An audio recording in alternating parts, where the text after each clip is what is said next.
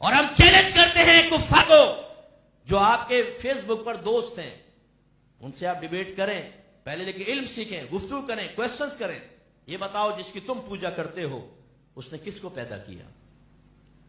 وہ ایک بتاؤ. قرآن میں ہے 2 آیات کا مفہوم یہ ہے، اللہ تعالیٰ فرماتے ہیں حبیب ان کفار سے پوچھے کہ تمہیں کس نے پیدا کیا، یہ ضرور کہیں گے کہ ہمیں اللہ نے پیدا کیا. ایک مقام پہ فرمایا حبیب ان سے پوچھیں تمہیں رزق کون دیتا ہے، یہ کہیں گے ضرور کہیں گے کہ ہمیں اللہ رزق عطا فرماتا ہے. ہر کافر کا مرجع بھی میرے رب کی ذات ہے، لیکن انہوں نے وسیلہ ایسا اختیار کیا جس کو ہم کفر و شرک سے تعبیر کرتے ہیں، وسیلہ غلط اختیار کیا ہوا. اور یہ بعض لوگ کہتے ہیں کہ دیکھو جی آپ بھی کفار کی مثل ہو گئے ہیں، وہ اپنے بتوں کو پکارتے ہیں، آپ اولیاء کو انبیاء کو پکارتے ہیں، مماثلت ہو گئی. او بھائی خدا کا خوف کرو.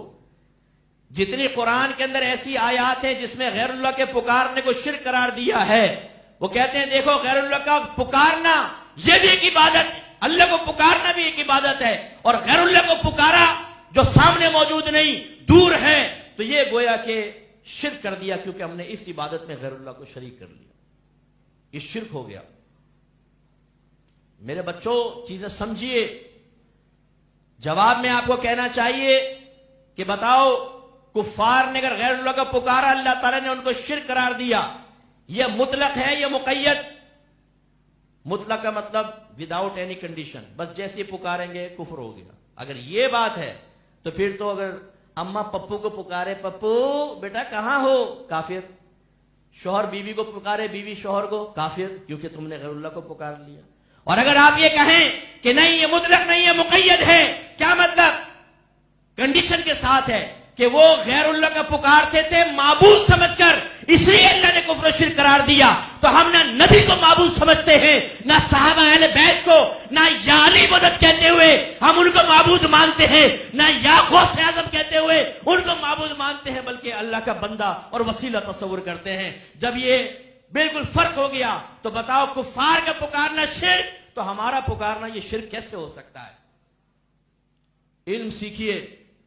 اعلیٰ حضرت نے بڑی پیاری بات بیان فرمائی. بعض لوگوں نے کہا تم دور سے نبی کو پکارتے ہو تو یہ تصور رکھتے ہو کہ اللہ کے نبی آواز سن لیتے ہیں، حالانکہ دور سے آواز کا سننا تو اللہ کا خاصہ ہے. جیسے آپ یہاں ملتان میں کوئی ہو اس کو آواز دیں، شاکر بھائی خیریت سے ہو، تو لوگ کہیں گے پاگل ہو گیا ہے. آپ کہیں گے شاکر بھائی کہاں ہیں؟ ملتان میں، یہاں سے پکار رہا ہوں، تو بولے پاگل ہو گیا. انہوں نے کہا یہ اتنی دور سے پکارنا غیر اللہ کو، او بھائی کیسے وہ سنیں گے، یہ شرک ہو جائے گا. کیوں؟ دور سے صرف اللہ سن سکتا ہے. اعلیٰ حضرت نے فرمایا اللہ تو دور کی آواز سنتا ہی نہیں ہے. کیا فرمایا؟ اللہ تو دور کی آواز سنتا ہی نہیں ہے، کیونکہ پہلے ثابت کرو کہ اللہ تعالیٰ کسی شے سے دور ہے. جسمانیت سے تو ویسی پاک و صاف ہے نا، اپنے علم و قدرت کے اعتبار سے ہر مخلوق کے ساتھ ہے. قرآن میں وہ کہتا ہے کہ میں تمہاری شہرت سے زیادہ قریب ہوں. اعلیٰ حضرت نے ثابت فرمایا کہ دور سے سننا یہ اللہ کی صفت نہیں، یہ تو مخلوق کی ہی صفت ہو سکتی ہے، کیونکہ جسمانی لحاظ سے میرے نبی ہم سے دور ہیں، لیکن ہم یہاں سے پکارتے ہیں. اللہ تعالیٰ اپنی قدرت کاملہ سے ہماری آواز اپنے حبیب کے کانوں تک پہنچا دیتا ہے، تو حبیب بھی سن لیتے ہیں.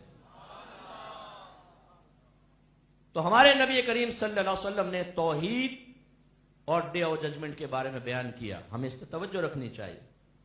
تو اللہ تعالیٰ نام ہے ذات واجب الوجود کا جو تمام صفات کمالیہ کی جامع ہے، اور وہ اپنے علم اور قدرت کے اعتبار سے ہر چیز کا احاطہ کیے ہوئے ہے.